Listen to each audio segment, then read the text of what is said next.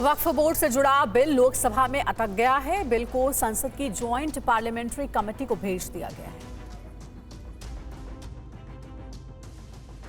लोकसभा अध्यक्ष ओम बिरला संसद के दोनों सदनों के सदस्यों की एक संयुक्त कमेटी बनाएंगे जो इस विधेयक के पहलुओं और सांसदों की आपत्तियों पर विचार करेगी। जेपीसी में शामिल सदस्य संसद को अपनी सिफारिश सौंपेंगे।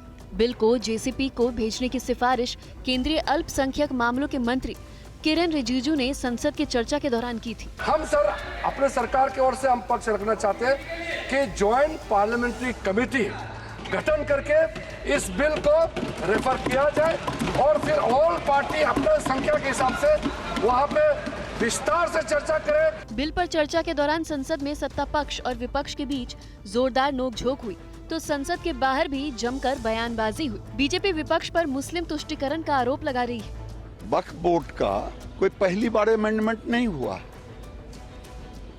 कई बार हो चुका है। उस समय तो कोई नहीं हंगामा किए कि वो अमेंडमेंट मुसलमानों का विरोधी है। वहीं शिवसेना यूबीटी के नेता सरकार पर देश का माहौल खराब करने का आरोप लगा रहे हैं। विवाद का माहौल बनाना था, ऐसा बिल लाना था जिसका कोई स्टेक होल्डर डिस्कशन नहीं हुआ है। अब स्टेक होल्डर कंसल्टेशंस होंगे तो फिर जो भी उसका निष्कर्ष निकलेगा वो जनता के सामने होगा। मुस्लिम धर्म गुरुओं का कहना है कि सरकार वक्फ बोर्ड को खत्म करना चाहती है, इसलिए नया कानून बनाना चाहती है। इसके ऊपर हम लोग का मताहत होना चाहिए। वक्फ धीरे धीरे हल्का हल्का करते करते करते एक दिन वक्फ बोर्ड ही उठा देगा।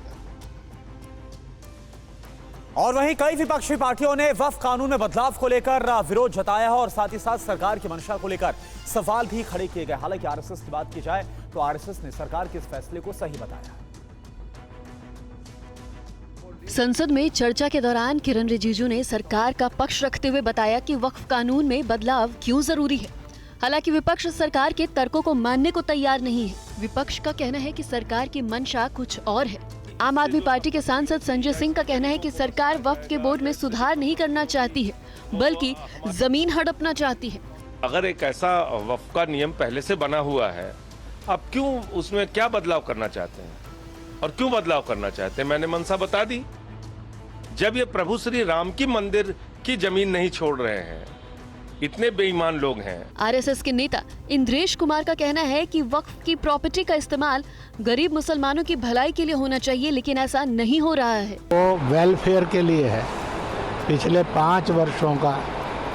और जो मुस्लिम पर्सनल लॉ बोर्ड है उसने अलग से और वक्फ बोर्ड ने अलग से अपनी बैलेंस शीट बनानी चाहिए और घोषित करनी चाहिए कि उन्होंने कौन से काम वेलफेयर के किए हैं।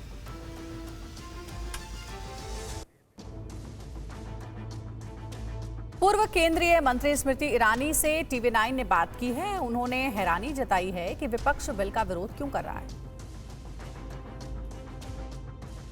तो क्यों विपक्ष नहीं चाहता कि मुस्लिम समाज के पास उनके अधिकृत जायदादों के लिए स्पष्ट रूप से उनके कागज हों, सुरक्षित हों?